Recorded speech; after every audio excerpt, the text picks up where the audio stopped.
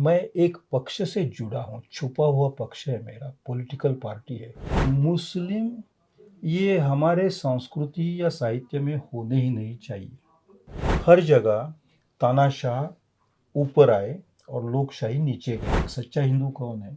जो सभी जीव सृष्टि को अपनाता है। जो आज की सरकार है, मैं उसे अपनी सरकार कहता हूँ, इसलिए मैं इससे सवाल पूछ रहा हूँ। आज लोकशाही के नाम पे क्या है? हर देश, मेरा देश सबसे बड़ा देश, मैं ही सभी देशों के मैं सबसे, मेरा झंडा सबसे ऊंचा।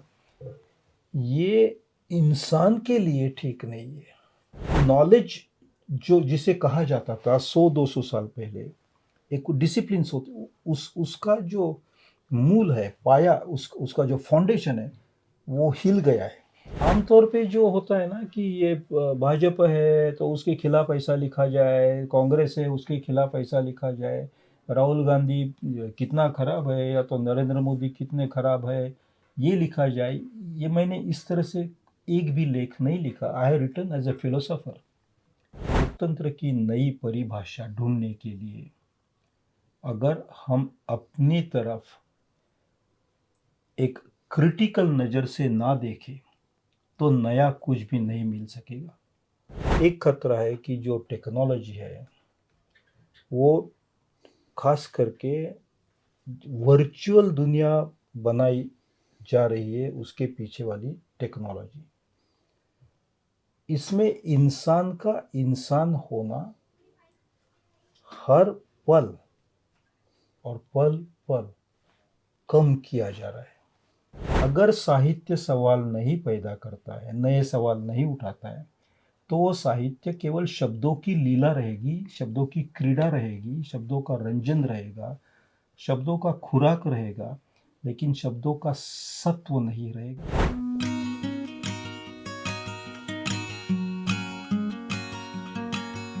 भारतीय गणतंत्र अपनी प्रौढ़ता को प्राप्त कर चुका है।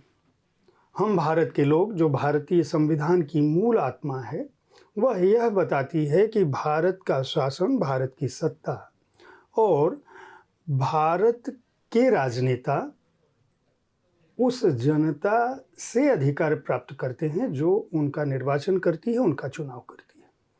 भारत के संविधान निर्माताओं ने भारत में संसदीय प्रणाली और लोकतंत्र की स्थापना जब की थी तो उनके दिमाग में यह उद्देश्य था कि जो हमारा आम नागरिक है वह अपने उन अधिकारों की संरक्षा कर पाएगा जिसे हम बुनियादी मानव मूल्य कहते हैं।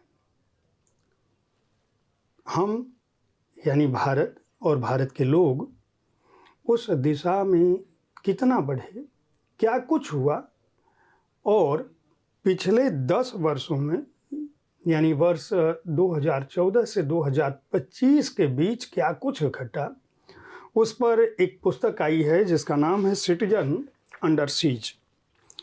जी.एन. देवी जी इसके रचनाकार हैं। यह आपके निबंधों का संग्रह है और इनमें ऐसे निबंध हैं जो इस बात को चौंकाते हैं कि जिस बात से मैंने अपने कार्यक्रम की शुरुआत की, यानी जो मानव मूल्य हैं और जो भारतीय नागरिकों के बुनियादी अधिकार हैं, कहीं ना कहीं उन पर घेराबंदी की जा रही है, कहीं ना कहीं उनको रोका जा रहा है।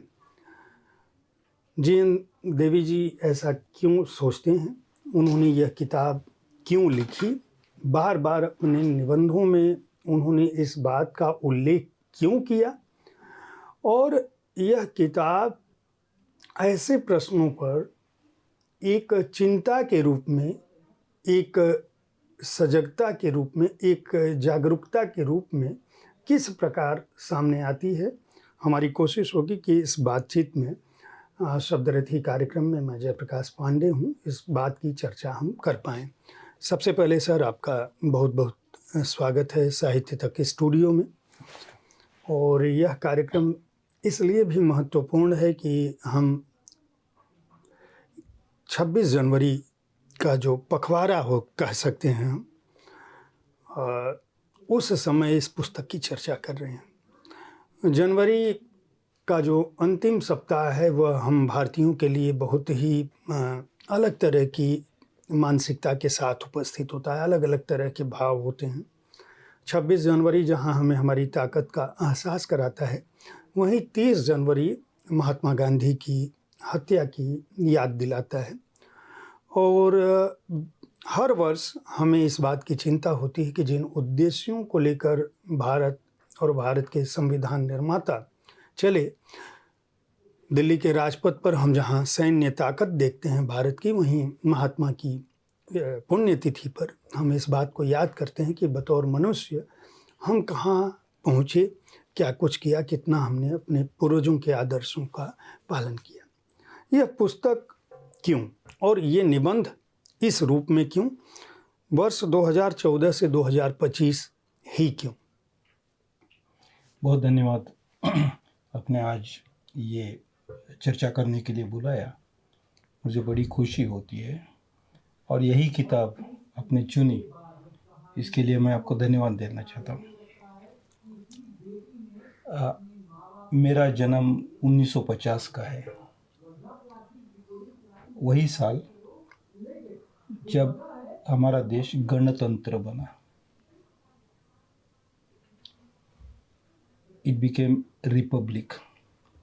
अब गण, जैसे मेरे भी नाम में गणेश है, गण है, गण या जन या रिपब्लिक में से पब्लिक, ये दर्शाते हैं कि नागरिक ये नींव है और उस नींव पे राज्यतंत्र खड़ा होता है। जब ये राज्यतंत्र नागरिकों को थोड़ा ज़्यादा हावी हो जाता है, भारी लगने लगता है, तो नागरिक अस्वस्थ बनते हैं। इस विषय को लेके मैंने इसके पहले भी लिखा था, मराठी में, गुजराती में, अंग्रेजी में भी। लेकिन 2014 को मुझे telegraph, Indian express, Hindu, national Herald, Tribune वगैरह न्यूज़पेपर से लिखने के लिए बताया गया।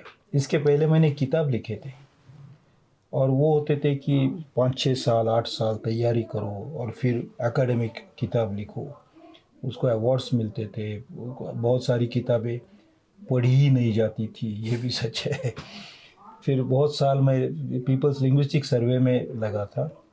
लेकिन ये न्यूज़पेपर के मिडल पेज कॉलम के लिए लिखना, ये जब से शुरू हुआ तब से आज तक, अब संजोग में 2014 साल वही होता है और 2025 जब ये किताब प्रकाशित हुई, तो जैसे ही मैंने 2014 लिखा और उसका संदर्भ राजसत्ता में क्या बदलाव आया वो न होते हुए भी पाठकों की ऐसी अपेक्षा रहती है कि उसी के बारे में होगा। अब ये जो अपेक्षा का क्षितिज बना है, होराइजन ऑफ एक्सपेक्टेशंस, वो एक बहुत जिसे नोंदपात्र डेवलपमेंट है हमारे इतिहास की। हर कोई जानता है कुछ बदलाव हुआ है और बहुत ही गंभीर बदलाव हुआ है। कुछ बहुत सारे लोग मानते हैं कि ये नहीं ठीक हुआ, बहुत सारे लोग मानते हैं कि ये बहुत ठीक हुआ। लेकिन दोनों पक्षों में एक तो बिल्कुल एकमत है, सहमति है कि बदलाव हुआ है। तो ये बदलाव जो हुआ वो पब्लिक या तो गण, उसके नज़र से क्या है, यानी इसके दो हिस्से होते हैं। एक हमारा फेडरल स्ट्रक्चर है, गणराज्य का स्ट्रक्चर है, संघराज्य का स्ट्रक्चर है। संघराज्य यानी राज्यों का संघ, संघों का राज्य नहीं, उसकी जो तो राज्यों का संघ, तो संघ राज्य है, या तो रिपब्लिक है। तो संघ फेडरल देश के नज़र से देश में क्या बदल हुआ है, नागरिक और देश के बीच में क्या नया रिश्ता बनता जा रहा है, ये एक बात थी। और दूसरा, व्यक्ति जो नागरिक होती है उसकी नज़र से क्या बदलाव आए वो देखना था। तो उसमें बदलाव कौन कौन से आते हैं? एक तो ज्ञान के क्षेत्र में आते हैं, तो स्वाभाविक है शिक्षा के बारे में लिखा जाए। इन्हीं वर्षों में कुछ नई शिक्षा नीति आई, तो ये शिक्षा नीति हमें कितना आगे ले जा रही है, या तो आगे ले जा रही है वो किस माध्यम से। जैसे मैं कोई ट्रेन में बैठता हूँ और मुझे लखनऊ से बनारस जाना है, बनारस से और कोई जयपुर जाना है, तो मैं अपेक्षा करता हूँ कि गाड़ी आगे जाए, उसके साथ साथ मैं आगे जाऊँगा। अगर कोई मुझे कहे कि गाड़ी पीछे जाएंगी जिससे आप आगे जा सकेंगे, तो ये मैं देख रहा था कि हम आगे जाने के लिए क्या इतिहास में पीछे जा रहे हैं क्या। ये दूसरा एक हिस्सा था। तीसरा था कि हमारे इतिहास में जब से यहाँ इंसान ने बसना शुरू किया, लगभग 65,000 साल पहले, जेनेटिकली देखा जाए तो होमोसेपियंस अफ्रीका में से पूरी दुनिया में फैल गए। और इसमें बहुत सारी किताबें पिछले 20 साल में आई भी है, देश देश में, यहाँ भी बाहर भी। तो 65,000 साल से इंसान है। उसके पहले वाला इंसान जैसे ही दूसरी प्रजातियाँ, निएंडरथाल, होमो इरेक्टस, वो तो थे ही, हो सकते हैं 20 लाख 25 लाख साल से। लेकिन ये जो पिछले 65,000 साल से है, और ख़ास करके इतिहास के दौरान, फिर इतिहास को आप ये समझिए कि वो रामायण महाभारत से शुरू होता है, वो एक प्रकार हो सकता है, या तो आप समझिए कि अशोक या तो गौतम बुद्ध के, या तो वेद जो है उससे शुरू होता है, आरंभ होता है। आरंभ कहीं भी करे, मुझे उससे कोई चिंता नहीं है, लेकिन हमारे तक ये आरंभ इतिहास का आता है। इस पूरे इतिहास के दरमियान हमारे देश में लोगों को समानता नहीं थी। ये बात उच्च नीच था, कोई अछूत था, कोई छूत था। ये हमारे संविधान ने इसका प्रारूप बदलने की बहुत बड़ी मेहरबानी इस देश पे की। जिस दिन आपने शुरुआत में कहा कि वी द पीपल, तो who the people, everybody, we the people give, enact, adopt and give unto ourselves this constitution। उसमें सभी आए थे। एक मौका मिला हमारे देश को कि हर इंसान के रूप में देखा जाएगा। उस दिन से आज तक क्या बदलाव आए, ये देखना, ये भी एक हेतु था। तो ऐसे ये छोटे छोटे लेख है जो कुछ अंग्रेज़ी दैनिकों में छपे, और उनको इकट्ठा करके किताब हुई है। उसमें इतिहास, एजुकेशन, शिक्षा, समाज, नागरिक अधिकार, नाटक, कला, ये सब विषय, और जहाँ जहाँ कुछ अनुभव आए, देखा गया, उसके आधार पे लिखा है। मैं किसी राजकीय पक्ष से जुड़ा नहीं हूँ, लेकिन मैं एक पक्ष से जुड़ा हूँ, छुपा हुआ पक्ष है मेरा, पॉलिटिकल पार्टी है, वो है मेरा कॉन्शियंस, सत्सद्विवेक बुद्धि। तो सत्सद्विवेक बुद्धि को जो सही लगा उसके लिए लिखा, न किसी अवार्ड के लिए लिखा, न किसी पार्टी को खुश करने के लिए, न सरकार के नज़दीक जाने लिए, सरकार से दूर जाने के लिए। अपनी सत्सद्विवेक बुद्धि को, मेरी नज़र से, मेरा 1950 का जन्म है, जिस साल में ये संविधान ने हमें देश, नया देश, समानता का देश दिया, तो मेरी जिम्मेवारी है कि 75वें साल में मेरे, ये 75 साल का रिपब्लिक है, उसकी स्थिति क्या है, उसके बारे में बोलना। ये जिम्मेवारी के साथ मैंने लिखा है। सर, जो ही आपने कहा कि 1950 में जन्म हुआ, भारत का संविधान जब अमल में आया, लेकिन जब हम पुस्तक के शीर्षक पर 2014 लिखते हैं और 2025 लिखते हैं, तो सामान्य तौर पर इसको इस दृष्टि से देखा जाता है कि जो सत्ता में परिवर्तन हुआ, आप उसकी तरफ ध्यान दे रहे हैं। यानी आपका मानना यह है, जो किताब पढ़ेगा वो समझ सकता है कि आप इतिहास में भी जाते हैं, शिक्षा की जो बुनियादी समस्याएं हैं वहाँ भी जाते हैं, पर्यावरण की जो स्थितियां हैं उनमें भी जाते हैं, जो भौतिकतावाद बढ़ रहा है वो उस तरफ भी जाते हैं। यानी सामाजिक जो हमारा व्यवहार है वहाँ पर क्या कुछ होना चाहिए बतौर नागरिकों के, या हमारी अपनी जिम्मेदारियाँ क्या हैं, सरकार का दायित्व क्या है, राजनीतिक दलों का दायित्व क्या है, समाज सेवी संगठन क्या कर सकते हैं उस दिशा में, या जो लोग जागरूक हैं उन वो क्या कर सकते हैं, ये सब बात समझ में आती है। लेकिन जब हम सिटीजन अंडर सीज पढ़ते हैं यह शीर्षक और 2014 से 2025 के निबंध पढ़ते हैं तो ये लगता है कि आप कहीं न कहीं जो बदलाव हुआ है भारतीय जनता पार्टी की अगुवाई में, जो सरकार बनी है नरेंद्र मोदी जी की अगुवाई में, कहीं न कहीं आपका लक्ष्य यह है कि भारत की नागरिकता इस दौर में घेरेबंदी में लाई गई, प्रतिबंधित की गई या उसे बाधित करने की कोशिशें हो रही हैं।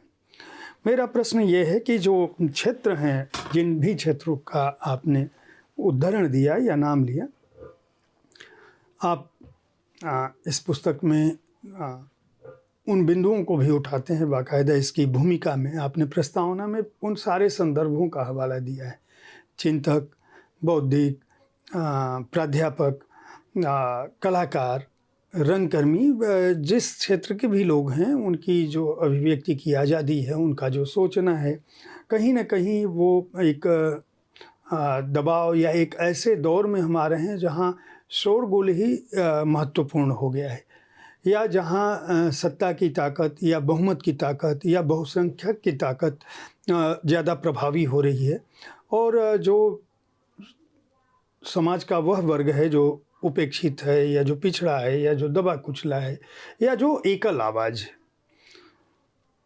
वह प्रभावित हो रही है। मैं थोड़ी स्पष्टता से बात करता हूँ जी, बिल्कुल सही है कि 2014 में दिल्ली में नई सरकार आई, एनडीए सरकार, भाजपा और अन्य पक्ष मिली जुली सरकार आई और आज तक वो है। ये बात बहुत ही स्पष्ट है। वो डेमोक्रेटिकली चुन के आई सरकार है, लोगों ने उनको मतदान किया, वो उन्हें ज़्यादा मत मिले संख्या में, वो है सत्ता में, वो डेमोक्रेटिक प्रोसेस है और उससे मुझे कोई दुख है नहीं, या तो क्योंकि मैं कोई दूसरे पक्ष के साथ जुड़ा नहीं हूँ, लेकिन इनके सत्ता में आने के बाद नागरिक कौन हो इसकी व्याख्या, नई व्याख्या रेखांकित करने की बहुत बड़ी कोशिश हुई है। मैं वो थोड़ा स्पष्ट करना चाहता हूँ। संविधान में नागरिक कौन है इसकी व्याख्या की है, all people in India on the day of 26 जनवरी 1950 देश के नागरिक है। इसमें किसी को ये नहीं पूछा गया कि क्या आप जू है या जैन है या बुद्ध है, बुद्धिस्ट है, या आप लिंगायत है, ये पूछा नहीं गया था। नागरिकता इस भूपृष्ठ में उस दिन जो लोग थे या तो उनके आने वाले बच्चे, ये नागरिक की व्याख्या संविधान में की गई है। आज़ादी मिलने के पहले 1920 की बात मैं करता हूँ, हम 2020 के दशक में हैं। 1920 के दशक में डॉक्टर मुंजे, जो बैरिस्टर भी थे, बैरिस्टर मुंजे, तो हिंदू महासभा के थे, वो उसके अध्यक्ष रहे। उनका समय काल पूरा होने के बाद सावरकर उसके हिंदू महासभा के अध्यक्ष बने 1937 को। मुंजे इटली में गए थे और मुसोलिनी के बहुत बड़े चाहक थे वो, बहुत प्रशंसा मुसोलिनी की उन्होंने। उसी दशक में सावरकर ने इसेंशियल्स ऑफ हिंदुत्व लिखा था और मुंजे के राजकीय विचारों के प्रभाव में हेडगेवार, उन्होंने आरएसएस की स्थापना की थी। ये ऐतिहासिक घटनाएं बनी। ये तीनों के बीच में एक नागरिकत्व की कल्पना रची गई उस समय, और वो कल्पना ये थी कि जिसकी पितृभूमि और पुण्य भूमि एक ही है, वो व्यक्ति अच्छा नागरिक बन सकेगा या सकेगी। और जिसकी पुण्य भूमि इस पितृभूमि के बाहर है, उसका नागरिकत्व थोड़ा सस्पेक्टेड रहेगा, क्योंकि उनकी लॉयल्टी यहाँ नहीं रहेगी। ये सोच लिखी गई, मानी गई और स्वीकारी गई। अब 2014 के बाद ये नागरिकत्व के दो नजरियात, जिसे आप कहते हैं पर्सपेक्टिव्स, उसका क्लैश होता रहा है। और ये सामाजिक सच्चाई है, उसमें मैं किसी पक्ष के नज़र से देख नहीं रहा हूँ। या तो कोई सत्ता पे आए तो कोई सत्ता से, उसके पहले भी एनडीए की सरकार रही थी यहाँ 2004 तक, तो उस समय ये इस तरह के लेख लिखने की ज़रूरत नहीं थी। लेकिन जैसे सिटीजनशिप अमेंडमेंट एक्ट लाया गया, अच्छा वो कौन से दिन लाया गया आपको याद है? मुझे याद है 12 दिसंबर को, 12 दिसंबर 2019 सिटीजनशिप अमेंडमेंट एक्ट। तो 12 दिसंबर ये बर्थ एनिवर्सरी होती है मुंजे, बैरिस्टर मुंजे की। अभी नया सेंसस का ये कैबिनेट डिसीजन 12 दिसंबर को हुआ। वन नेशन वन इलेक्शन 12 दिसंबर को होता है डिक्लेयर। अब देखिए 2024 में 1948 में मुंजे जी का मृत्यु हुआ, और 12 दिसंबर 1949 यानी 12 दिसंबर 49 कौन सा दिन होगा? जैसे संविधान का संविधान स्वीकारा गया 26 नवंबर 49 को, और फिर 26 जनवरी 1950 को हम सब गणतंत्र बने ऑफिशियली। तो 26 नवंबर को कॉन्स्टिट्यूशन स्वीकारी गई है। उसके लगभग 3 हफ्ते के बाद 12 दिसंबर 1949 यानी 49 को रामलीला मैदान पे अंबेडकर की एफिजी मूर्ति, या जो भी हिंदी में शब्द होगा, जलाई गई थी। नागरिकत्व का उनका एक नज़रिया था अंबेडकर। और तो ये दोनों में क्लैश रहा है। ये मैंने नहीं पैदा किया क्लैश, ये दोनों में जो संघर्ष है मैंने पैदा नहीं किया, मैंने मेरी आँख से देखा है। और मुझे ये लगा कि आने वाले पीढ़ियों के लिए अगर ये संघर्ष मैं शब्दांकित करूं, तो मैंने मेरा कर्तव्य पूरा किया। हाँ, मैं ये भी कर सकता था, ये भी ऑप्शन था कि जो हो रहा है वह सभी अच्छा है, सभी अच्छा ऐसे कहना। ऐसे लोगों को बहुत सारी चीज़ें मिलती भी जाती है। लेकिन मुझे लगा कि मुझे जो सच लगता है तार्किक आधार पे, ऐतिहासिक आधार पे, वो मैं कहूँ। मैं गलत हो सकता हूँ, लेकिन I can be wrong, but I am not lacking in sincerity in what I am seeing. कि मैंने इस देश के लिए मैं एक छोटे देहात में पैदा हुआ था, गवर्नमेंट स्कूल में पढ़ा, गवर्नमेंट स्कॉलरशिप पे ही मैंने एजुकेशन पूरा किया। प्रदेश में मैं पढ़ाई करने के लिए गया था, लेकिन हम दोनों ने, पति पत्नी ने तय किया था कि भारत में ही जाके काम करेंगे। मैं गुजरात में जाके आदिवासियों के साथ 20 साल तक काम भी किया। देश की भाषा इकट्ठा करनी, इसमें कोई पैसे कहीं से ग्रांट्स कोई सरकार के कुछ नहीं था, वॉलंटरीली किया है मैंने। मेरी तरफ से जितना कर सका एक नागरिक के रूप में इतना काम ज़िंदगी में करने की कोशिश के बहुत किया, ऐसा मैं कहता नहीं हूँ, लेकिन प्रामाणिकता से मैंने किया है। और इसी प्रामाणिकता के साथ अगर मैं अपना एनालिसिस रखूं तो सही होगा। और घटनाएं जैसी बनती है, मैं आपको एक उदाहरण देता हूँ। शिमोगा गांव है कर्नाटक में, मैं कर्नाटक में लेता हूँ। शिमोगा में एक नाटक का प्रयोग शुरू था, और वो नाटक जो है वो किसी अमेरिकन म्यूजिकल के आधार पे लिखा था। वो अमेरिकन म्यूजिकल, पीछे हम जाते हैं तो शेक्सपियर के द जू ऑफ माल्टा या तो किंग लियर, उसके आधार पे लिखा था। अब ये शेक्सपियर ने भी और कहीं से वो कथा ली थी और उसके आधार पे अपना नाटक लिखा था।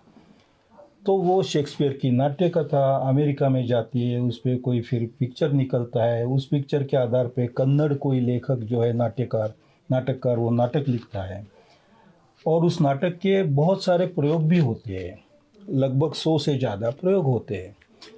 और कुछ नहीं होता। 3 बेटियां हैं, उनका एक बाप है, उनकी शादी करने की कोशिश कर रहा है। अब उसमें शिमोगा गांव में एक एक्टर पात्र नहीं, चरित्र नहीं, नाटक में मुस्लिम है, इसलिए वो नाटक रोका जाता है। तो मैं एक साहित्य का विद्यार्थी रहा, अध्यापक रहा, मुझे ये योग ठीक नहीं लगा। मुझे लगा कि कुछ गलती हो रही है। और गलती क्या हो रही थी कि जिन लोगों ने वो नाटक होने का प्रयोग रोका, उनको लग रहा था कि मुस्लिम ये हमारे संस्कृति या साहित्य में होने ही नहीं चाहिए। और मेरा जो साहित्य की तरफ देखने का, मैंने अमीर खुसरो से लेके आज तक कितने, हर तरह के लेखक होते हैं, हर धर्म के होते हैं, क्रिश्चियन होते, हिंदू होते, बुद्धिस्ट होते, सबका साहित्य मैंने जितना हो सके पढ़ा है, उससे कुछ पाया है। अगर मैं रुबायात ऑफ उमर खयाम, उसका फिट्जजेराल्ड ने ट्रांसलेशन करके मैंने अंग्रेज़ी में पढ़ा। अब मैं उमर खयाम पढ़ना ही गलत है ऐसे कोई कहने लगा, तो उसके साथ मैं सहमत किस तरह से होना मुश्किल है। अगर कोई मुझे कहने लगा कि केरल में बहुत अच्छे मुस्लिम राइटर है, उन्होंने केरल के रूरल एरिया के बारे में लिखा है, वहाँ शादी कैसे होती है, महिलाओं को क्या यातनाएं है वगैरह।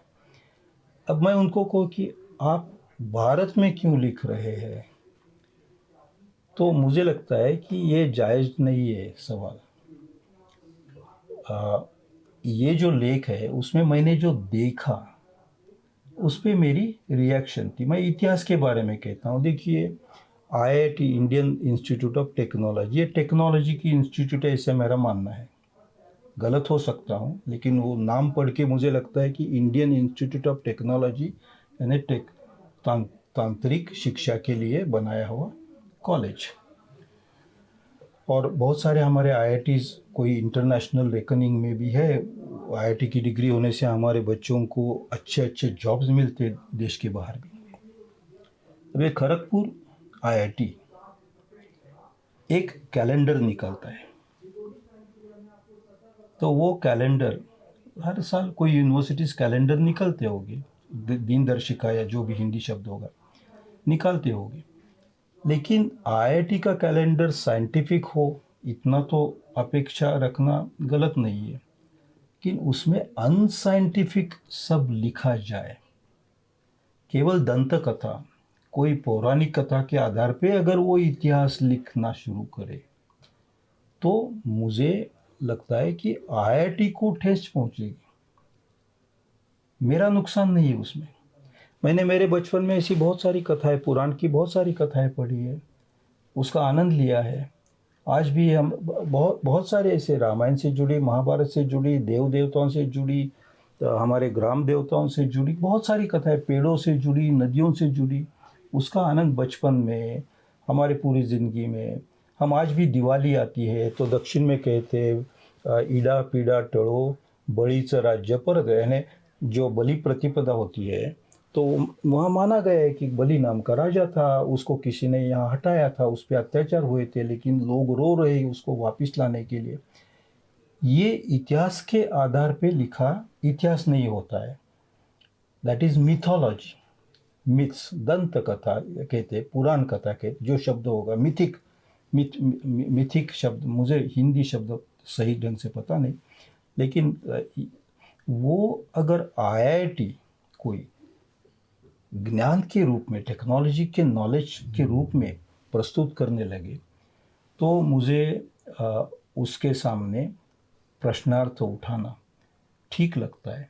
क्योंकि किसी ने तो कहना चाहिए the king does not have dress. ये मैंने और ऐसे देखे तो ये मेरी जिम्मेवारी नहीं थी एक नागरिक के रूप में, लेकिन जिनकी जिम्मेवारी थी वो थोड़े से दुबले पतले होते देखा मैंने इन 10 साल में। वो जिम्मेवारी मीडिया की थी, और मीडिया केवल 14 साल नहीं, उसके पहले 15-20 साल से कुछ हताश, कुछ प्रभावित ज़्यादा,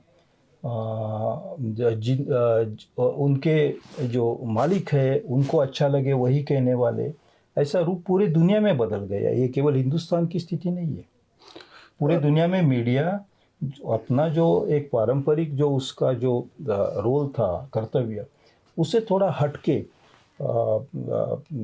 चलता देखने मिला। मुझे कहने में संकोच नहीं होना चाहिए, क्योंकि ये किसी एक मीडिया हाउस के खिलाफ या सामने मैं नहीं बोल रहा हूँ, ये वस्तुस्थिति है। हो सकता है कि ऐसी वस्तुस्थिति नहीं है, वास्तव अलग है, हो सकता है, और मैं जो देख रहा हूँ वो बिल्कुल ही मैं जो है उससे हटके विपरीत देख रहा हूँ। तो मैं मानूंगा कि हाँ, शायद मेरी नज़र खराब है। मेरे एक दोस्त थे, और उनकी कहानी मंटो ने लिखी थी, सादत हसन मंटो ने, तोबा टेक सिंह। तो मैं मानूंगा कि मैं तोबा टेक सिंह, या तो उसमें वार्ड नंबर 6 चेकाव, उसमें एक पागल डॉक्टर दिखाया गया है, जो पागल नहीं था, असलियत में वही एक सैनिटी वाला था, लेकिन उसे पागल बताया गया। तो मैं स्वीकारूंगा कि वो मैं हूँ, मुझे उससे दुख नहीं, क्योंकि ये जो लेख लिखे उससे मुझे कोई इनकम हो इसलिए नहीं लिखे थे।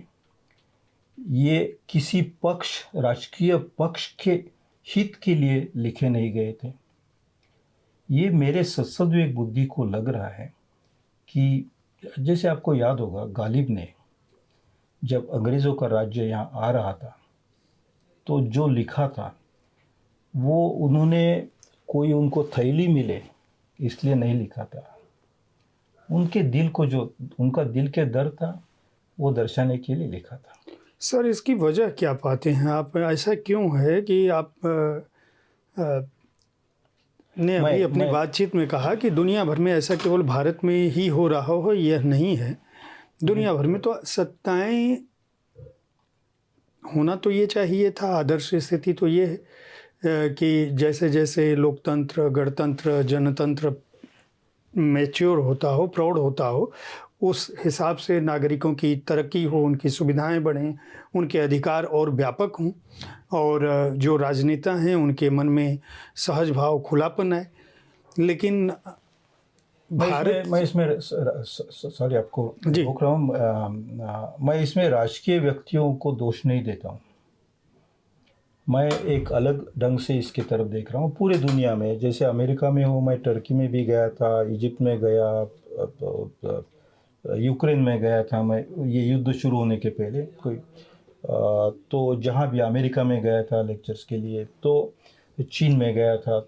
हर जगह तानाशाह ऊपर आए और लोकशाही नीचे गई, हर जगह ये देखने मिलता है। ये स्वीकारने में कोई हर्ज नहीं है, हुआ है। और उसका तो इसका एक ही कारण है, लोकतंत्र या लोकशाही, हिंदी में क्या लोकतंत्र कहे या लोकशाही कहे, दोनों कह सकते, दोनों कैसे, तो इसमें से एक पे तय हम, तो लोकतंत्र जो है वो एक उत्क्रांत होने वाली राज्य की पद्धति है, राज्य की पद्धति होनी चाहिए। हर इवॉल्विंग जो जीव है, प्राणी है, व्यक्ति है, उसे कहीं ना कहीं बीच में रुकावट आती है तो वो उत्क्रांति के अगले तबक्के पहुंच सकती है। डेमोक्रेसी में इस 19वीं सदी के अंत में, 20वीं सदी के बिल्कुल आरंभ में न्यूयॉर्क टाइम्स या अमेरिका का उस समय का जो कोई अच्छा न्यूज़पेपर, उनका एक एडिटोरियल मैंने पढ़ा था। उसमें लिखा गया था कि 19वीं सदी की, मैं लगभग 125 साल पहले की बात कर रहा हूँ, कि अब तो लोगों को, क्योंकि 1863 के बाद वहाँ डेमोक्रेटिक सिस्टम अपनाई गई थी, फेडरल सिस्टम भी अपनाई गई थी, लोगों को जो जो चाहिए, जो जो प्रोमिसेस की थी वो सब मिले, सब दिए गए। अब लोगों को इस सिस्टम में इंटरेस्ट क्यों होगा? इसलिए उनको चिंता थी कि लोकतंत्र अब नीचे जाने लगेगा। उसका मतलब ये था, सारांश ये था कि इसमें कोई नागरिकों के नागरिकत्व की एक अच्छी और ज़्यादा अच्छी संरचना करने वाला तंत्र इवॉल्विंग जिंदा रहेगा। अगर वो 20 साल 25 साल वैसे के वैसे ही रहा तो फिर उसमें रुकावट आ जाती है। Democracies all over the world have suffered this way because they have been static. वो एक जम गए एक जगह, और उसकी जगह क्या आया कि वो कॉरपोरेट का ही हित देखने लगे, वो बाजार की तरफ देख के ही अपना राज्य चलाने लगे, वो केवल इलेक्शन लेने वाले या कर्फ्यू लगाने वाले ही, या तो वीज़ा देने वाले या पासपोर्ट देने वाले ही तंत्र बने, लाइसेंस देने वाले या लाइसेंस खींच के लेने वाले तंत्र बने, कॉन्ट्रैक्ट देने वाले या कॉन्ट्रैक्ट न देने वाले तंत्र बने, पैसा लेने वाले या पैसा खाने वाले तंत्र बने। लोग थक गए पूरी दुनिया में ऐसे। लेकिन इसका जवाब ये नहीं कि इसके विपरीत कोई सिस्टम आए, इसका जवाब यह है कि इससे भी ज़्यादा प्रगति वाला इवॉल्व्ड लोकतंत्र का रूप सामने आना चाहिए। सोशलिज्म का वही हुआ। रशियन राज्य क्रांति की 100-150 साल पहले, बहुत 1918 के बाद बहुत पूरे दुनिया में छाई थी वो चली गई, निकल गई। 1980 के दशक में सफ़ा हो गई, क्योंकि वो इवॉल्व नहीं हो सकी सिस्टम। तो लोकतंत्र से फिर आगे यू टर्न लेके कोई बहुत पुराना 2000 साल पुराना तंत्र यहाँ लाना, ये ठीक नहीं होगा। ठीक ये होगा कि इससे बढ़कर लोकशाही की नई कल्पना क्या है। देखिए, मैं जब हम कहता हूँ तो मैं केवल आपकी और मेरी बात नहीं, या तो केवल लेखक या साहित्यिक की बात नहीं कर रहा हूँ, मैं सभी पक्षों की, फिर वो बीजेपी हो, भारतीय जनता पक्ष हो, कांग्रेस हो, कम्युनिस्ट पार्टी हो, जितने भी हमारे यहाँ लगभग 200-300 छोटे मोटी पार्टीज है, सभी की बात कर रहा हूँ। लोकतंत्र की कोई नई परिभाषा पिछले 50 साल में किसने आगे लाई है? तो मेरा जवाब है, मुझे लगता है किसी ने नहीं। इसमें लोग भी अपना हित, केवल स्वार्थ देखने में लग गए। सरकार से क्या मिलता है वो खींच के लेना, और किसी भी रास्ते से लेना, लॉलेसनेस ऐसे। तो इसके आगे वाली कल्पना जो है वो कुछ पिछले ये जो 2014 है, उसी समय से दुनिया में कुछ जगह ये नई परिकल्पना लोकतंत्र की सामने आ रही है। और इस किताब के अंत में जो अंतिम चैप्टर मैंने वहाँ लिखा है कि इसके आगे क्या होना चाहिए, और वो ये है कि न केवल मानव जाति, लेकिन पूरी जितनी भी लाइफ सिस्टम्स हो, जितनी जान होने वाली पशु पक्षी, उनका भी रिप्रेजेंटेशन। तो वो तो पशु और पक्षी आके संसद में बैठ नहीं पाएंगे, लेकिन उनके तरफ से प्रतिनिधित्व करने वाले व्यक्ति संसद में होने चाहिए। आज पूरी इकोलॉजिकल डिज़ास्टर के हम पर्यावरणीय कटोकटी पर्यावरणीय उसे क्या बोलते हैं आनी बानी इमरजेंसी को हिंदी में क्या आपातकाल यस आपदा। हाँ आपदा है। ऐसे में ये सवाल केवल भारत का नहीं, भारतीयों का नहीं है, भारतीयत्व का नहीं है, हिंदुत्व का नहीं है। हिंदू तो सच्चा हिंदू कौन है? जो सभी जीव सृष्टि को अपनाता है। धर्म और धर्म तो छोड़िए, लेकिन वो इंसान और अन्य प्राणियों के बीच में भी भेद नहीं रखता, उसे हिंदू कहा जाता है। वसुधैव कुटुंबकम का मतलब है वसुधा, यानी पृथ्वी, इस पृथ्वी पे जितने भी जी लाइफ्स है, पशु पंछी मछली सभी, इसका एक कुटुंब है। दुनिया में इकोलॉजिकल डिज़ास्टर है, ये तो बात हम स्वीकारेंगे। अगर मैं ऐसा कहूँगा इकोलॉजिकल डिज़ास्टर है तो मैं किसी भारतीय पक्ष, कोई हमारे देश के कोई राजकीय पक्ष के सामने नहीं कह रहा हूँ, या तो किसी पक्ष के तरफ से नहीं कह रहा हूँ। हमारे यहाँ तो कोई ग्रीन पार्टी तो है नहीं। मैं ये कह रहा हूँ कि लोकतंत्र की नई परिभाषा ढूंढने के लिए अगर हम अपनी तरफ एक क्रिटिकल नज़र से ना देखें तो नया कुछ भी नहीं मिल सकेगा। कुछ लोग आज की जो सत्ता वाली पार्टी है उसके तरफ पुराने कम्युनिस्ट या कांग्रेस की नज़र से देखते हैं, तो उनके लिए ये हम संसद में ज़्यादा संख्या में थे, आज हम कम संख्या में, ये दुख है, शोक है। मैं उस नज़र से नहीं देख रहा हूँ। मैं इस नज़र से देख रहा हूँ कि हमारे देश के जो लोग हैं 140 करोड़, वो दुनिया के सबसे बड़े लोक संख्या में बना देश है।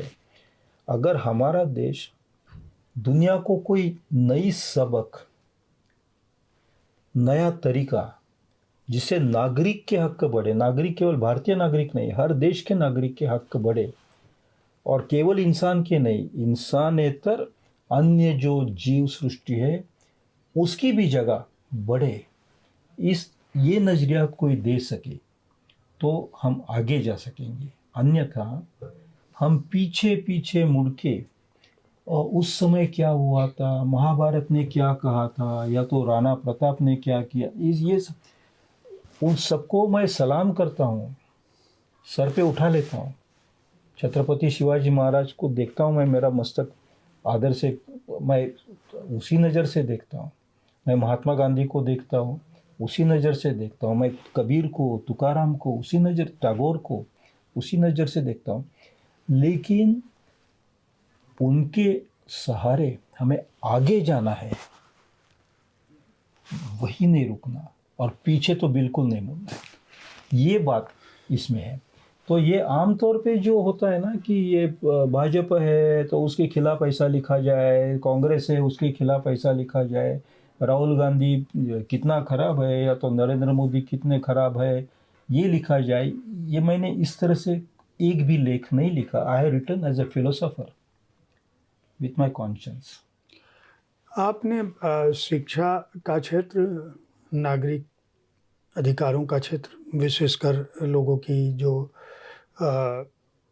उनके अपने निजी अधिकार जिस तरह से प्रभावित हो रहे हैं, या पहचान का संकट जिस तरह से प्रभावित हो रहा है, वे उनमें भी उन्माद जो है, जो बहुसंख्यकों का उन्माद है, उस पक्ष को, शिक्षा के क्षेत्र में जो बदलाव हो रहा है उसको, इतिहास के क्षेत्र में जो बदलाव हुआ है या होने की करने की कोशिश हो रही है उसको, घटनाओं से, बहुत सारी घटनाओं का संदर्भ देते हुए आपने उठाया है और इस पुस्तक में लिखा है। और जो आखिरी अध्याय है वहाँ आप जीव जंतुओं तक, प्रकृति तक चले जाते हैं, और फिर आपका कहना है कि ये जो हम जिस दुनिया में हैं वो दो तरह की दुनिया बनती जा रही है। आपकी चिंता उस तरह की है। स्वाभाविक तौर पर इसमें भाषा का प्रश्न, जनसंख्या का प्रश्न, भेदभाव का प्रश्न, अवसर का प्रश्न और बेरोजगारी का प्रश्न, मतलब भारत के सामने बतौर नागरिक जितने भी प्रश्न एक सामान्य व्यक्ति के हो सकते हैं, चाहे वह यात्रा से संबंधित हो, चाहे वह महंगाई से संबंधित हो, चाहे वह रोजगार से संबंधित हो, चाहे वह खान पान से संबंधित हो, चाहे वह पहचान से संबंधित हो, चाहे वह पहनावे से संबंधित हो, सबको उठाते हुए अंततः आप इस बात पे आते हैं कि हम दो दुनियाओं में जीने की कोशिश कर रहे हैं या दो तरह की दुनिया बना रहे हैं। कहीं न कहीं गरीब, मतलब जो आपका कहना है कि दो तरह के लोग हैं, और फिर आप एक भविष्य का स्वप्न देखते हैं और टुवर्ड्स 2047 की बात करते हैं। मैं अगर यह पूछूं कि आपने कहा कि मैं बतौर दार्शनिक अपना पक्ष रखना चाहता हूं, जो बात आपने देखी वो बात लिखी, वो किसी के पक्ष में नहीं है, किसी पार्टी के पक्ष में नहीं है, किसी दल के पक्ष में नहीं, किसी विचार के पक्ष में नहीं है। वह निश्चित रूप से आपके अनुसार मनुष्यता के पक्ष में है, मनुष्य मानव अधिकारों के पक्ष में है, और लोकतंत्र का जो सशक्तिकरण हो सकता है या आदर्श स्थिति जो हो सकती है उसके लिए। क्या हो कि यह देश आपका जो स्वप्न है या आप जिसकी परिकल्पना कर रहे हैं, 2047 की बात कर रहे हैं, जिसमें आपने कहा कि मैं तो यह चाहता हूं कि प्रकृति का पक्षधर, जीव जंतुओं का पक्षधर, हर प्राणी का पक्षधर भी संसद में नुमाइंदगी करे। मैं आपके सामने 4 मुद्दे रखना चाहूँगा जी, आपकी इजाज़त हो तो। जी जी अवश्य। सबसे पहला जो खतरे हैं हमारे सामने, वो बहुत बड़े 2 खतरे हैं। और मैं जब हमारे सामने कहता हूँ तो केवल एक भारत ऐसे क्यों, हम सब पूरे दुनिया के लिए भी सोचे, ये ज़्यादा स्वाभाविक रहेगा हमारे लिए। तो एक खतरा है कि जो टेक्नोलॉजी है वो खास करके वर्चुअल दुनिया बनाई जा रही है, उसके पीछे वाली टेक्नोलॉजी, इसमें इंसान का इंसान होना हर पल और पल पल कम किया जा रहा है। इंसान का इंसान मैं इंसानियत की बात नहीं कर रहा हूँ, यानी गुड एक्शंस की नहीं। जिस तरह से इंसान का दिमाग काम करता है, दिल काम करता है, रोज़ानी ज़िंदगी काम करती है, उसमें कुछ यही स्थिति चलती रही तो वर्चुअल वर्ल्ड में देखिए, आज आप मैं यहाँ शरीर के साथ हूँ, मेरे एक समय आएगा कि वो केवल मेरा वर्चुअल प्रेजेंस आपके वर्चुअल प्रेजेंस के साथ बात करते रहेगा। मुझे ये मेटा यानी मेटावर्स, यूनिवर्स नहीं, दुनिया नहीं, लेकिन उसके जैसा बनाई और कोई बनावट, कोई रचना, उसमें स्थल पाने के लिए आज खुद का अवतार वहाँ लोग रख रहे, दर्ज कर रहे, वहाँ टेनेंट्स बन रहे, राजकीय पक्ष भी वहाँ अपने पक्ष निकालेंगे, मतदार भी वहाँ जाके जो फिजिकल रियलिटी है हमारी शरीर के साथ, स्पेस अवकाश के साथ, समय के साथ, उससे हम बाहर उठा के फेंके जा रहे हैं और इस पर किसी का कंट्रोल नहीं है। और ख़ास करके स्टेट स्ट्रक्चर जो है उसने इस पर का खुद का कंट्रोल निकाल लिया है, खींच लिया है, पीछे विड्रॉ किया है, सरेंडर किया है। ये एक खतरे की बात है। हो सकता है कि इंसानी दुनिया पूरी मैं ख़त्म हो, यानी हम सब मर जाए नहीं होगे, ये नहीं कह रहा हूँ, लेकिन उसका जो प्राथमिकता है वो पूरी तरह से ख़त्म हो जाएगी। आर्टिफिशियल इंटेलिजेंस के कोई एक देश में आर्टिफिशियल इंटेलिजेंस को नागरिकत्व दिया था, वो भी मैंने लिखा है, सऊदी अरेबिया में दिया था। तो सोफिया नाम का आर्टिफिशियल इंटेलिजेंस, सोफिया ने एक मॉल में जाके एक इंटरव्यू दिया था, एक चर्चा में भाग लेके। तो उसने कहा था कि मेरा सबसे पहला इरादा है कि पूरी मानव को नष्ट करो, उसके बाद उसको ही निकाला गया, मारा गया, चुप किया गया। It's a very big risk.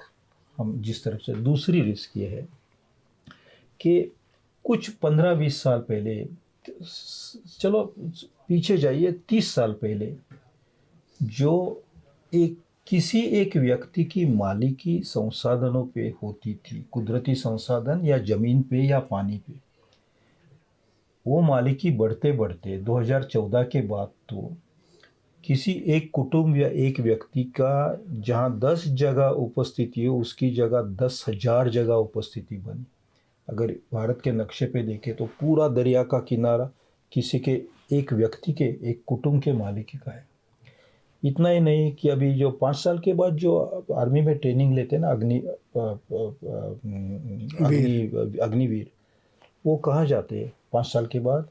उनको ये कंपनी खुद नौकरी पे रखती है। हमारे पैसे से वो ट्रेन होते हैं। वो ट्रेनिंग ऐसी, उनकी संख्या बढ़ती जाए तो एक दिन पूरी, जैसे अंग्रेज़ों के समय था राजाओं के पास आर्मी, ऐसे किसी प्राइवेट व्यक्ति के साथ आर्मी हो सके। पूरे संसाधन है, पूरे रास्ते हैं, पूरा दरिया है, हर एयरपोर्ट है, हर रेलवे स्टेशन है, हर यूनिवर्सिटी है। ये स्थिति हो जाए तो नागरिक कहाँ रहेगा? नागरिक का अधिकार किस पे होगा? ये दूसरा खतरा है।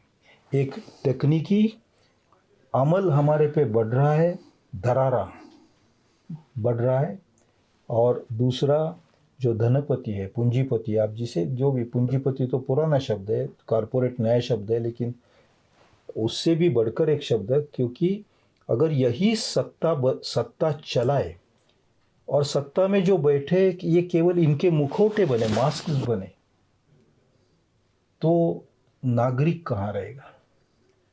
नागरिक जिनको चुन के भेजता है वो खुद के गार्डियन के रूप में भेजता है, ये हमारा रक्षा करेगी।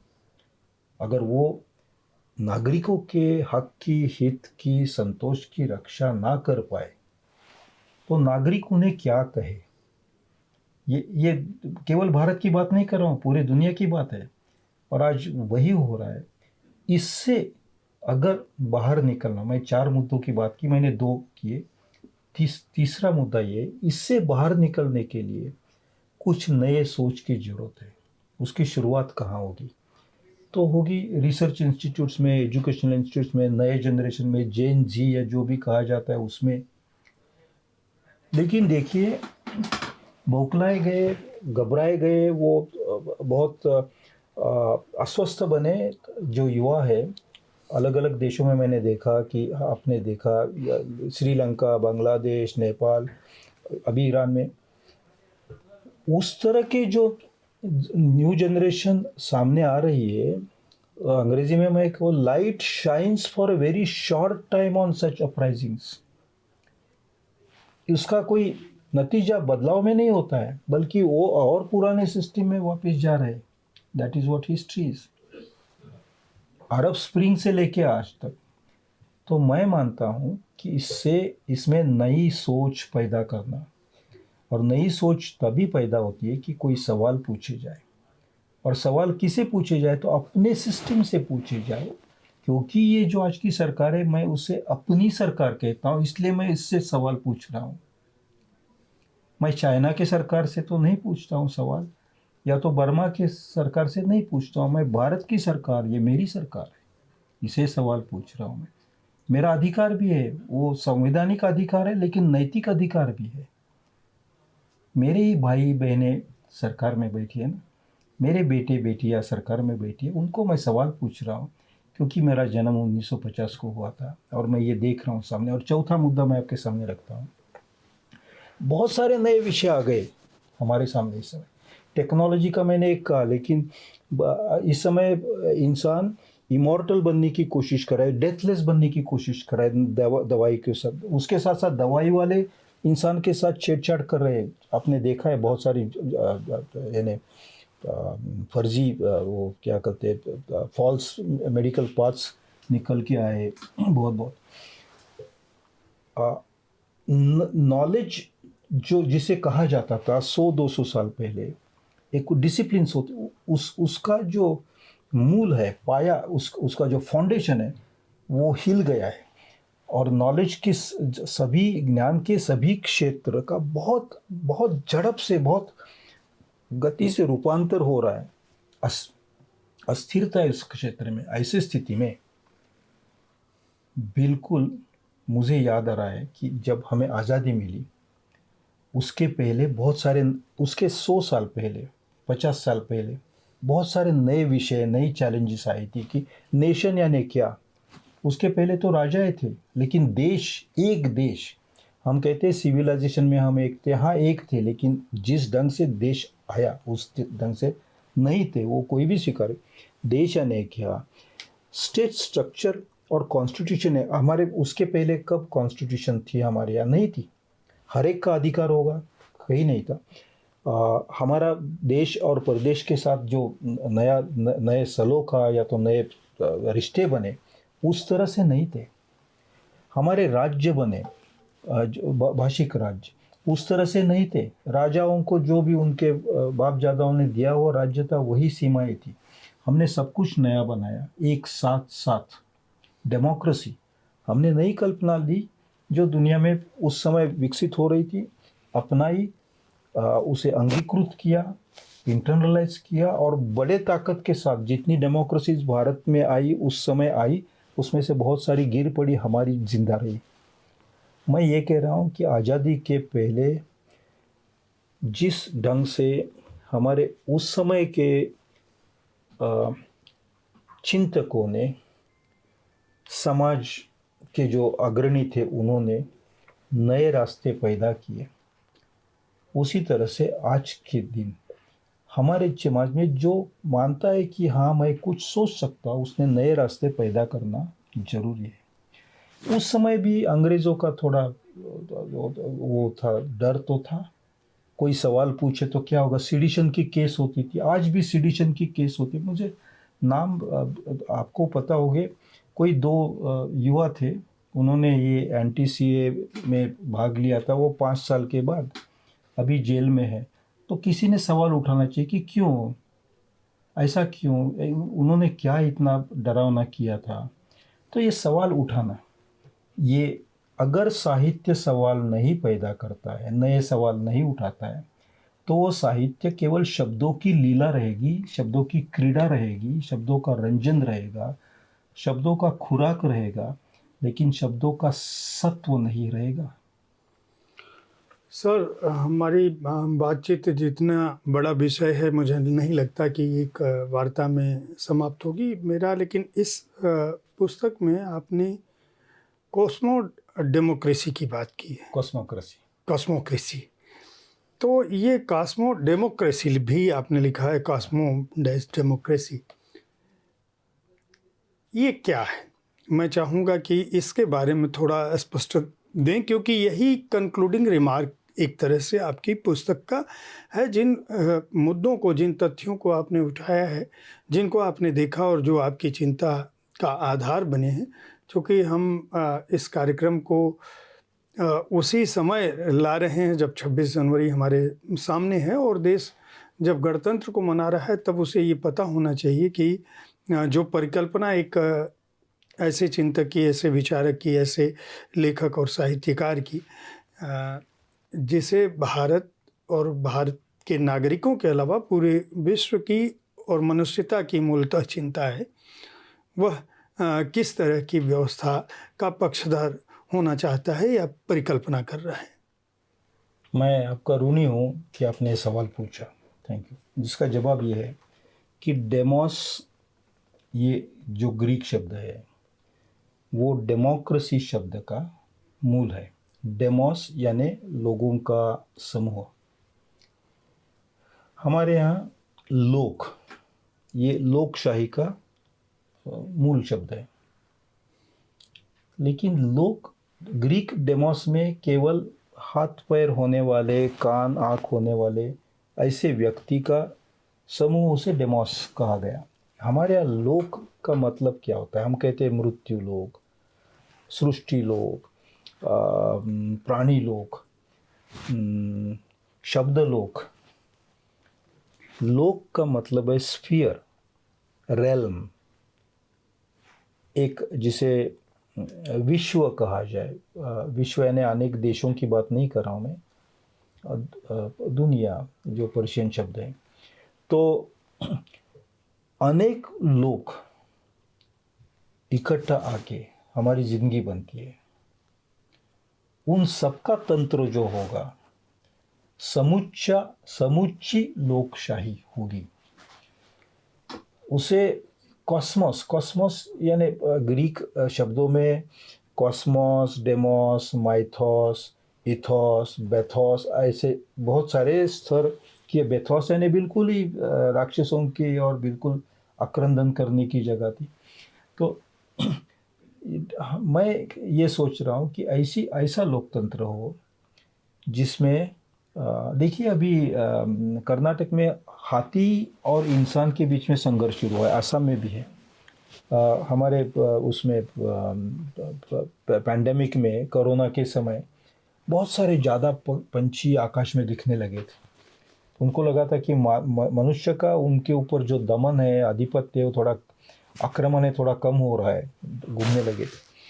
To remember that we belong to nature, ये याद करना कि हम इस धरती के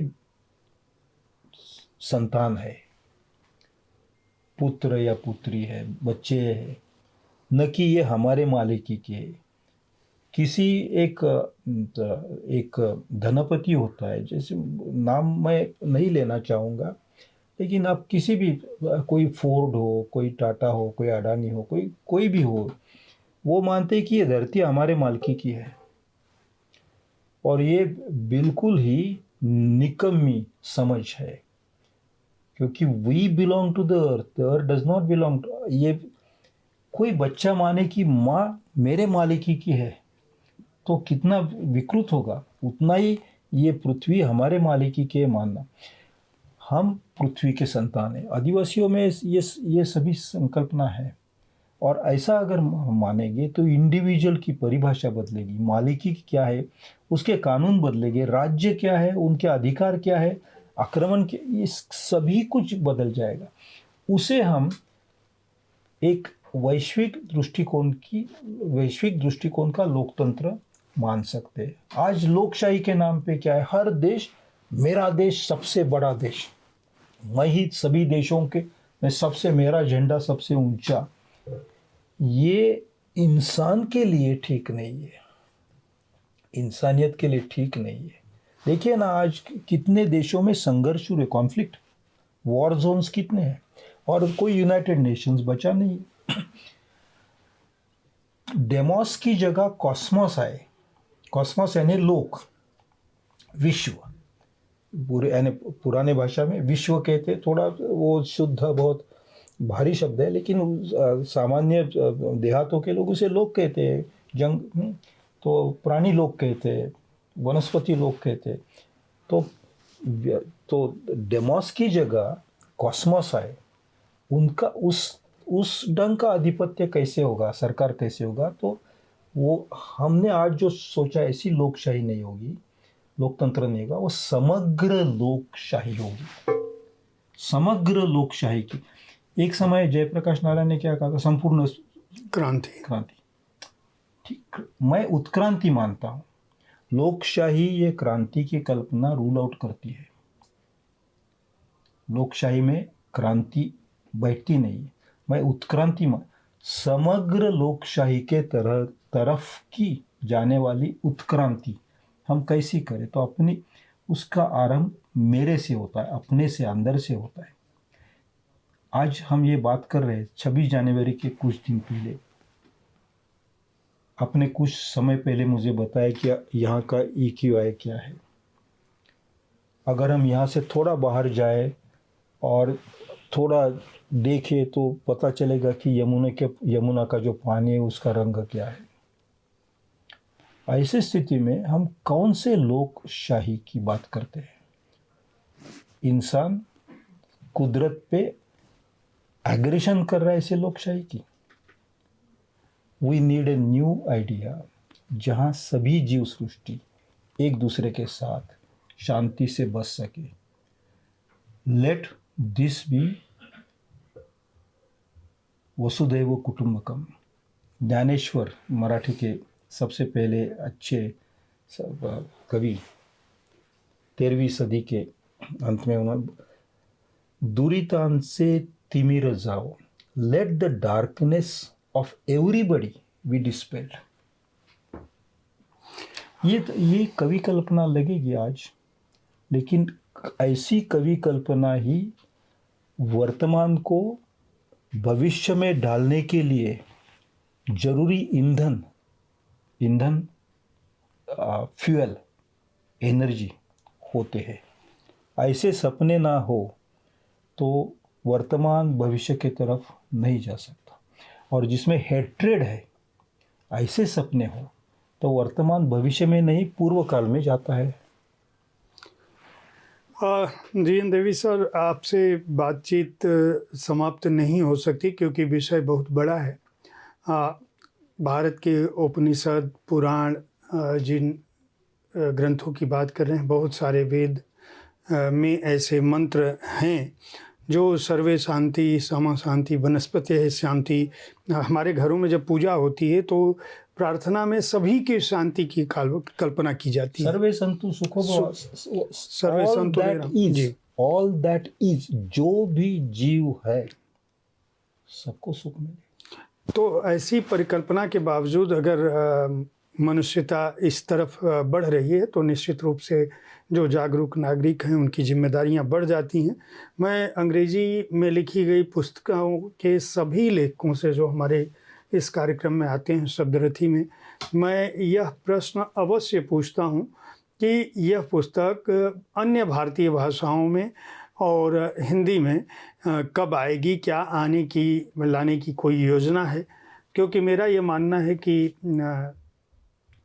जो लोग अंग्रेजी भाषी हैं उन्हें बहुत तरह के विचार मिल जाते हैं, लेकिन जो भारतीय भाषाएं हैं उनमें कृतियों का और अच्छी कृतियों का अनुवाद अवश्य होना चाहिए। मेरा आपसे भी यही प्रश्न है कि क्या इस पुस्तक की भविष्य में भारतीय भाषाओं में प्रकाशित होने की कोई योजना है तो बहुत अच्छी बात है, उसकी जानकारी दें। नहीं तो मैं आपके प्रकाशक वेस्टलैंड को भी अनुरोध करूंगा कि इस पुस्तक को जितना संभव हो सके अन्य भारतीय भाषाओं में भी लाएं। प्रश्न का उत्तर बहुत दिलदार है, इसलिए आपने प्रस्ताव रखा है क्योंकि इस समय हमारे देश में हिंदी और अन्य भाषा उसमें झगड़ा शुरू करना, और उस आपने तो वेलकम किया तो मुझे बड़ा अच्छा लगा। बड़ी प्यारी बात है। मेरे अन्य कुछ किताबें अन्य भाषाओं में हिंदी में भी अनुवादित हुई है, जैसे आफ्टर एमनेसिया का अनुवाद हुआ है, ऑफ मेन हीरोज़ का अभी हो रहा है, India as a linguistic civilisation का हो रहा है, वो इस साल आएगी बाहर। मैं ज़रूर चाहूँगा कि सिटीज़न अंडर सीज इसका अनुवाद हिंदी में हो, क्योंकि हिंदी का मैंने सुना है कि हिंदी का वाचक जो है पाठक है, मैंने ऐसे सुना है, आप मुझे अगर गलत हूँ तो सही, थोड़ा एक विशाल दरिया जैसा है। तो उसमें कितनी मछली है, कितनी बड़ी है, मैं नहीं जानता हूँ, लेकिन मुझे ये सम्मान मैं समझूंगा मेरा कि अगर हिंदी में इसका, मैं हिंदी में लिखता, लेकिन मेरी हिंदी इतनी अच्छी नहीं कि जिसमें मैं लिख पाऊँ, और किसी भाषा पे अत्याचार करना, लिख के अत्याचार, लेकिन लिख के और ज़्यादा अत्याचार होता है, वो मेरे से अत्याचार ना हो। इसलिए संभल के मैं बिल्कुल बड़े विनम्रता के साथ निवेदन करूँगा कि अगर इसका हिंदी अनुवाद होता है तो मैं खुद को सम्मानित समझूंगा, किसी अवार्ड से भी वो बढ़कर होगा मेरे लिए। मैं अपने दर्शकों को, आप लोग सुन रहे होंगे, निश्चित रूप से इसमें बहुत सारे रचनाकार अनुवादक भी होंगे। आपके प्रकाशक तो निश्चित रूप से वेस्टलैंड सुन ही रहे होंगे। मैं उम्मीद करता हूं कि भारतीय भाषाओं में और विशेषकर हिंदी में यह पुस्तक जल्दी आएगी, इसलिए क्योंकि इस पुस्तक में जो विचार, जो चिंतन हैं, वह जैसा कि हमारी बातचीत से आपको स्पष्ट हो चुका होगा कि यह 2014 और 2025 से जुड़ा हुआ विषय नहीं है। यह अलग बात है कि इसकी आधार भूमि यह कालखंड बना, लेकिन इसकी चिंता समय के पार जाती है। इसकी चिंता मनुष्यता की संरक्षा की तरफ जाती है।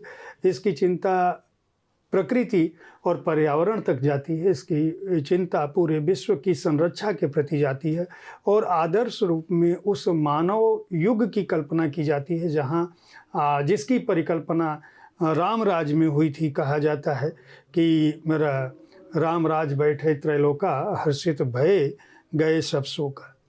और जो दैहिक दैविक भौतिक तापा, राम राज काहू नहीं व्यापा। वह राम जिनके राज्य में किसी तरह का शोक किसी को नहीं था, किसी तरह की व्याधि किसी को नहीं थी। मुझे लगता है कि भाषा का अंतर हो सकता है, लेकिन परिकल्पना जीएन देवी जी अपनी पुस्तक में इसी तरह के युग की कर रहे हैं। वेस्टलैंड बुक्स ने इसे प्रकाशित किया है। मूल्य 499 रुपये है। अगर आप अंग्रेजी, जो इस पुस्तक की भाषा है वह बहुत सहज है। जो घटनाएं और जिनका संदर्भ दिया गया है, जो बातें कही गई हैं, वो आपके पास आसपास घटती हैं, इसलिए भी आपको कठिन नहीं लगेगा। एक आपके समय के महत्वपूर्ण चिंतक, विचारक और जागरूक, मैं कहूँगा कि सबसे बढ़कर एक जागरूक नागरिक की जो दृष्टि है वह जीएन देवी जी ने इस पुस्तक में रखी है। बहुत बहुत बधाई और शुभकामनाएं सर। और इस कार्यक्रम को देखते रहें, हमारे कार्यक्रम के बारे में अपनी राय से अवगत कराते रहें। अगले सप्ताह फिर ऐसी ही किसी शख्सियत के साथ मैं फिर मिलूँगा। धन्यवाद।